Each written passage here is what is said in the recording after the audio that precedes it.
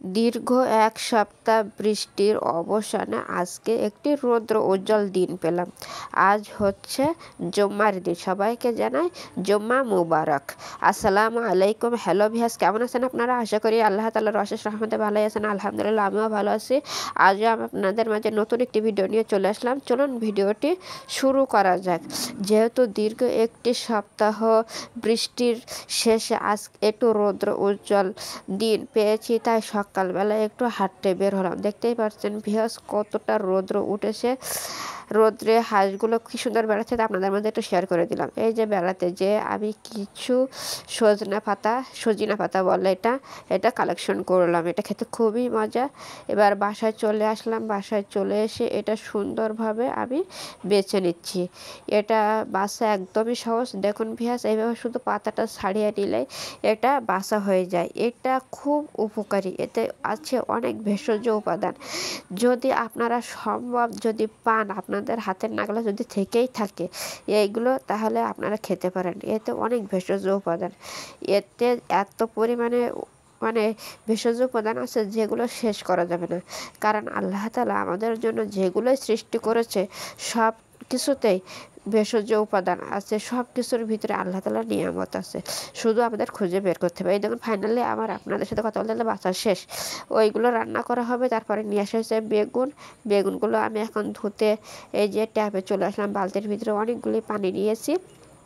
পানি নিয়ে বেগুনগুলো আমি বালতির ভিতরে ঢেলে দিয়ে এখন আমি একটা একটা করে সুন্দরভাবে ধুয়ে নেব। কারণ সবজি আনার পরে আমি প্রথমে সবগুলো এইভাবে ধুয়ে নিই। তা ভিউয়ার্স, এই পর্যন্ত যারা আমার ভিডিওটা দেখে এসেছেন একটি লাইক দিতে ভুলে গেছেন, প্লিজ সবাই একটু লাইক দিয়ে আমার ভিডিওটা কন্টিনিউ করবেন। আমি নতুনভাবে আপনাদের জন্য আমি ভিডিও তৈরি করছি। আপনারা যদি আমার সাপোর্ট না করেন তাহলে তো আমি ইন্সপায়ার্ড হব না। ইন্সপায়ার্ড আপনাদের কাছ থেকেই পাবো। কারণ আপনাদের একটি লাইক, একটি কমেন্টের কারণে আমি আপনাদের নিয়ে কিন্তু আরও সামনের দিকে আগায়ে যাব। তাই প্লিজ যারা এই পর্যন্ত এসে লাইক দিতে ভুলে গেছেন, লাইক দিয়ে কন্টিনিউ করবেন। দেখুন ভিউয়ার্স, আপনাদের সাথে কথা বলতে বলতে আমি কি সুন্দরভাবে বেগুনগুলো সব ধুয়ে নিয়েছি। তারপরে এই যে বেগুনগুলো আমার কাটা শেষ। বেগুন যেহেতু পানিতে রাখতে হয় যাতে কালো না হয়ে যায়। তারপরে কাটা শেষ হয়ে গেছে। আমার মনে ছিল না যে থালা বাসনগুলো মাজা হয়ে গেছে, সেগুলো আমি র্যাকে গোছাতে একটু মনে ছিল না। তাই তরকারি কাটা হওয়ার পরে আমার মনে পড়লো, তাই আমি চলে আসলাম এই যে র্যাকে আমার থালা বাসনগুলো গুছিয়ে রাখতে। যেগুলো আমি একটু আগেই সকালে খাওয়া দাওয়ার পরে যেগুলো পরিষ্কার করে রাখছিলাম, ধুয়ে পরিষ্কার করে, সেগুলো যে র্যাকে রাখবো আমার একটু মনে ছিল না। আমি বাজার আনার পরই সেই চলে গিয়েছিলাম রান্নাবান্নার কাটা বাছা করতে। কারণ আজকে হচ্ছে যেহেতু জুম্মা মুবারক, খুব দ্রুত রান্না বান্না করতে হবে। আরও আমাদের এখানে তো রান্নার সমস্যা। এখন বৃষ্টির দিন, যেহেতু আজকে রৌদ্র বেরোয়েছে, তারপরে একটু সমস্যাতে একটু সকাল সকাল যেতে হয়। এই যে আমি সবগুলো থালা বাসন রাখা হয়ে গেছে। আর এই কাপড়টা দিয়ে আমি একটা ঢেকে রাখি যাতে এখানে একটু ময়লা কম পড়ে, কারণ আশেপাশেতে ধুলাবালি উড়ে আসতে পারে। আর তারপরে থালা বাসন গোছানোর পরে এই যে কিছু কাপড় চোপড়, আজকে যেহেতু রৌদ্র বেরোচ্ছে, বাইরে খুব রোদ, কিছু কাপড় চোপড় ধুয়ে দিয়েছে। যেহেতু এক সপ্তাহ কোনো রোদ বের হয় না, প্রচুর বৃষ্টি ছিল, আজকে একটু সব পরিষ্কার করে দেওয়া হয়েছে। আর এই যে কিছু বালিশ যেগুলো ঘরের চালের উপরে দেওয়া হয়েছে একটু রোদ খাওয়ানোর জন্য। আর ভিউয়ার্স, এই যে কেওড়াগুলো রান্না করা হবে, কিন্তু আমার সে রান্নাঘরে নিয়ে যেতে মনে ছিল না। তাই এখন যেহেতু এগুলো বাজার থেকে আনা হয়নি, এগুলো একবারে আনা হয়েছিল, বাসায় ছিল, তাই এখন ভেজে আমি এগুলো এখন পরিষ্কার করে নিয়েছি। অ্যাট ফার্স্টে আমি এই কেওড়াগুলো রান্না করে নেব। তারপরে সোজাসুজি চলে আসলাম এই যে রান্নায়। মাছ ভাজা চড়াই দিলাম, মাছটা ভেজে নেব। তারপরে এই যে কড়াই তেল দিয়ে আমি এখন আমার ফার্স্ট যে রেসিপিটা, যেটা একটু আগে আপনারা দেখলেন যে কেওড়াগুলো আমি বেছে নিয়েছি। এগুলো কিন্তু আমি অফ ক্যামেরায় প্রসেস করে নিয়েছি। যেহেতু আমার এটা রান্নার রেসিপি না, রান্নার কোনো রেসিপি চ্যানেল না, এটা আমার ব্লগ চ্যানেল। আমি সমস্ত ধরনের কাজ সারাদিন দৈনন্দিন জীবনে কী কাজ করি সেটাই আপনাদের মাঝে দিয়ে থাকি, তাই সেটাই দিলাম। এই যে আমার এখন রান্না শেষ। ওইগুলো আগে প্রসেস করা ছিল। এবারে একটু তেলের উপরে পেঁয়াজ রসুন এগুলো গরম করে ব্রাউন কালার করে ওর পরে ঢেলে দিয়েছি। একটু একটু হালকা একটু দিয়েছি, ওই যে কি বলে সরিষা, সেইগুলো দিয়ে এগুলো বাগার দিয়েছি। তারপরে এই যে দ্বিতীয় নাম্বার রেসিপি, যে বেগুনগুলো ধুয়ে কেটে রাখছিলাম সেগুলো রান্না এই যে অলমোস্ট প্রায় ডান। এখন মাছগুলো ভেজে রাখছিলাম, সেই মাছগুলো এর সাথে অ্যাড করে দিলাম। অ্যাড করে দিলেই একটু পরেই আমার রান্না হয়ে যাবে। এই বেগুনটাও আমার একে একে কিন্তু রান্না বান্না প্রায় শেষ।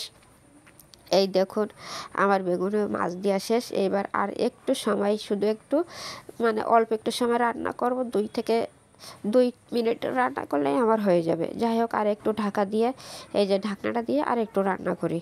তারপরে এই যে চলে আসলাম তৃতীয় নাম্বার যে রান্না, সেইটা এই যে শাকগুলো আমি রাখছিলাম, সেই শাকগুলো এখন রান্না করা যায়। পানি নিয়েছিলাম, পানির ভিতরে দিয়ে দিলাম পরিমাণ মতো একটু লবণ, আর দিয়েছিলাম এই হলুদ। পানি কিন্তু গরম হয়ে গেছে, আপনারা দেখলেই বুঝতে পারছেন, গরম পানিতে দিতে হবে। তারপরে দিয়ে দিলাম কিছু কাঁচা ঝাল। এইগুলো খুবই ইম্পর্টেন্ট, কাঁচা ঝালটা শাকের ভিতরে দিলে খুব মজা হয়। আরও দিয়ে দিলাম কিছু পেঁয়াজ কাটা ছিল সেইটা। এই দেখুন আমার পানিটা একদম উতলে গেছে। তারপর আমি অ্যাড করে দিচ্ছি এই যে আমার সে ধুয়ে কেটে বেছে রাখা যে শাকগুলো ছিল, সেই শাকগুলো। এটা হচ্ছে ন্যাচারাল শাক, এটা খেতে যে কত মজার, এতে যে কত উপকার সেটা কিন্তু বলার অপেক্ষা রাখে না। বিকজ আপনাদের যদি সামর্থ্যের ভিতরে থাকে, কিংবা পাওয়া যায়, কিংবা কিনতে পাওয়া যায়, তাহলে আপনারা অবশ্যই এটা ট্রাই করবেন। এটা অনেক রোগ প্রতিরোধ ক্ষমতা বৃদ্ধি করে শরীরের। তারপরে এই যে সবগুলো দেওয়া শেষ, এবার একটু ঢাকা দিয়ে ঢেকে দেবো কিছুক্ষণ। তারপরে এইটা একটু সেদ্ধ হতে সময় লাগে এই শাকটা, তাই দেখুন আমি খুন্তি দিয়ে একটু কীভাবে কুচাই মতো দিচ্ছি অনেকক্ষণ ধরে। এটা পানির উপরে দিলে না একটু শক্ত হয়ে যায়। তারপরে ওই যে পানিটা শুকিয়ে গেছে, চলে আসলাম দ্বিতীয় নাম্বার স্টেপে। তেলটা গরম করে দিয়ে দিলাম কিছু পেঁয়াজ কুচি। পেঁয়াজ কুচিটা অনেক দিলে কিন্তু শাকের ভিতরে মজা লাগে। আর একটু নাড়াচাড়া করে একটু ব্রাউন কালারের মতো করে নেব। পেঁয়াজটা তেলের সঙ্গে একটু নাড়াচাড়া করে নিচ্ছি, কারণ এটা নাড়াচাড়া না করলে তো হবে না, সবাই তো জানেন।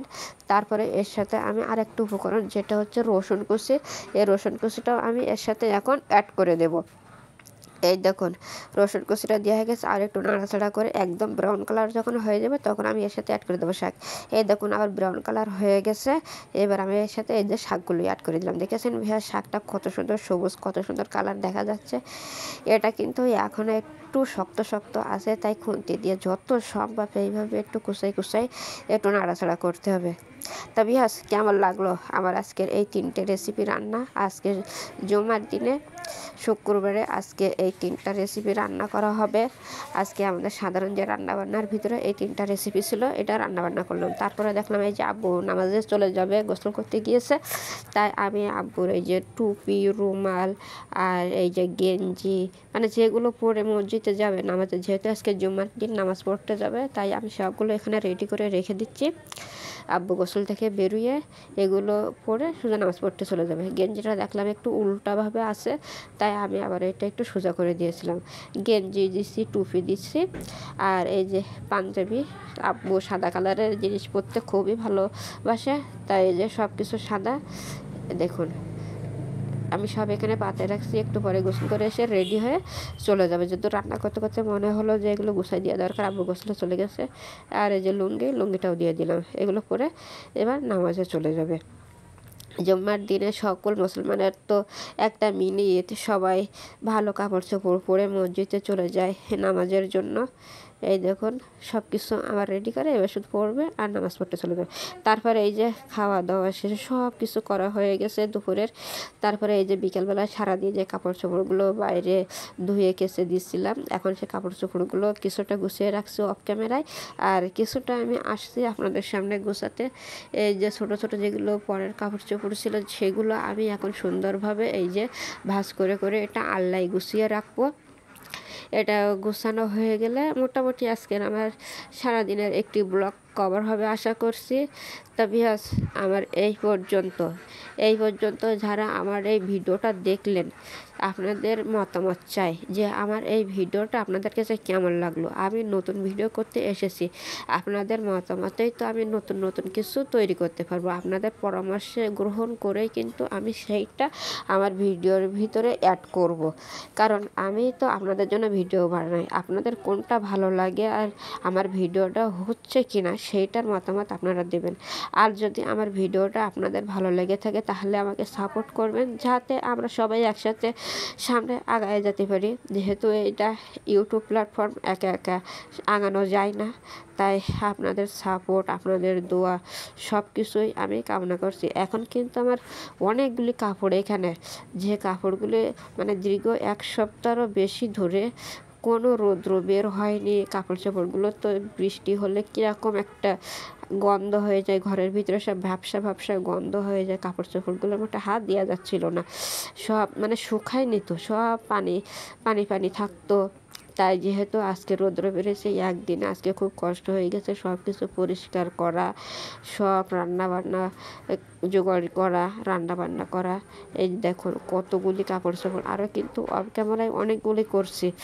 আর এগুলো তো অন ক্যামেরায়, এইগুলো তো এখন খালি যেগুলো পরার কাপড় চোপড় সেইগুলোই, যেগুলো আলনায় রাখা যাবে সেইগুলোই আমি আপনাদের সামনে এখন ভাঁজ করে রাখছি। তবে যদি আমার এই ভিডিওটা আপনাদের কাছে ভালো লেগে থাকে তাহলে আমাকে আপনাদের সাথে নিয়ে আগানোর সুযোগ করে দিবেন।